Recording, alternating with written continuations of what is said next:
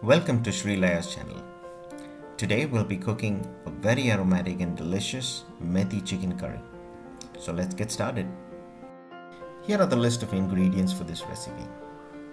1 medium onion, 4 medium tomatoes, a handful of chopped coconut or 4 tablespoons of desiccated coconut, a handful of fresh methi leaves, 2 tablespoons ginger garlic paste, half a handful of curry leaves, and 2 potatoes.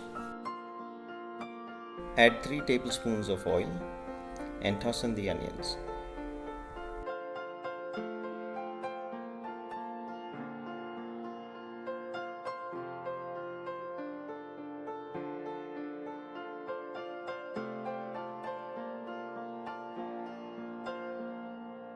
Saute the onions until they turn pinkish and moist. After a minute of sauteing, add the curry leaves in.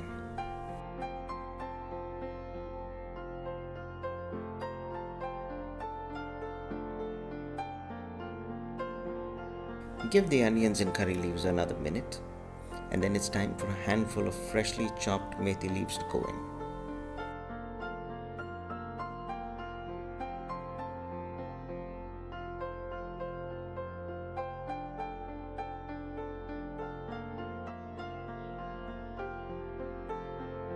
While the methi leaves are cooking, let's make some tomato puree.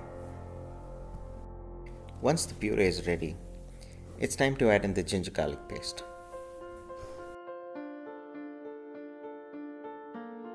Mix it well, and at this stage, ensure there's not too much heat that could burn the ginger garlic paste. After 2 to 3 minutes of continuous sauteing, it's time for the masalas. Add in 1.5 teaspoon of chilli powder, half a teaspoon of turmeric powder. This is a homemade Garam Masala. The process and the ingredients are in the description.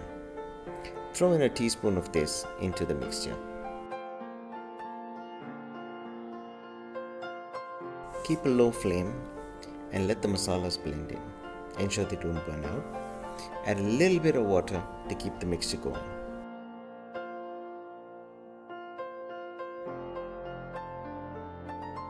Turn the heat up, and in a minute you will see the oil separates. At this stage, add 2 teaspoons of salt.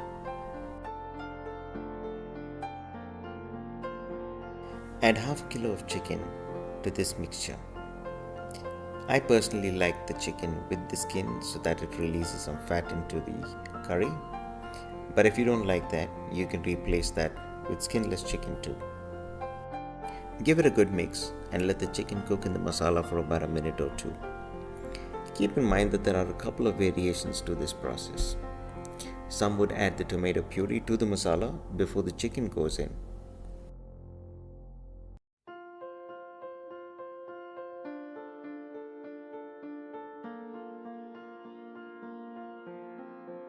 It's now time for the tomato puree to go in.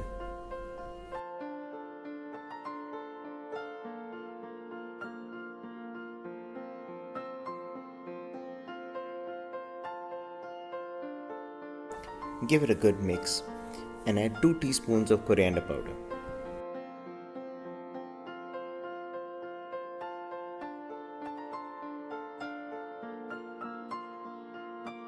Give it a good mix, and while the chicken cooks in the masalas, let's make some coconut paste. For the coconut paste, ensure you add in the chopped coconut and a teaspoon of poppy seeds or khaskhas and blend them well to a smooth paste.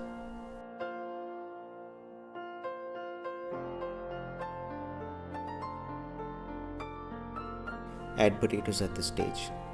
Stir them well, and after a minute, add the coconut paste.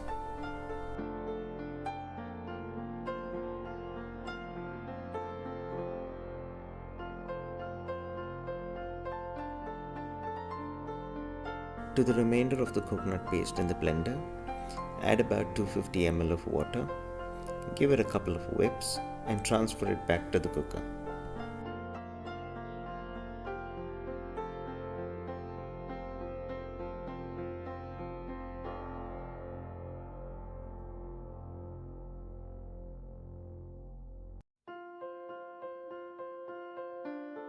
Give it a good mix, and it's time to pressure cook. Keep in mind that if your chicken is tender, about 2 to 3 whistles would do. However, when you buy chicken, ensure that your chicken is pinkish in color. Avoid damages such as bruising or tears on the skin when you buy chicken. A chicken should also be plump. When you press against the flesh, the meat should somewhat be resilient and come back to its shape after a few seconds. And that's whistle number 3. Place the pressure cooker under running cold water to release the pressure, and it's time to open the pressure cooker now. Any coconut based curry, when pressure cooked, the coconut tends to settle at the bottom. So it's very important that after you open the lid, when you pressure cook, give it a good mix and then get it off. And there you go, a delicious methi chicken curry. This goes well with almost anything: parathas, chapatis, puris, plain white rice, ghee rice, you name it. Thank you for watching. Don't forget to like and share, subscribe, and click that magic bell icon because that will tell you when my new videos are up. God bless you and have a wonderful day.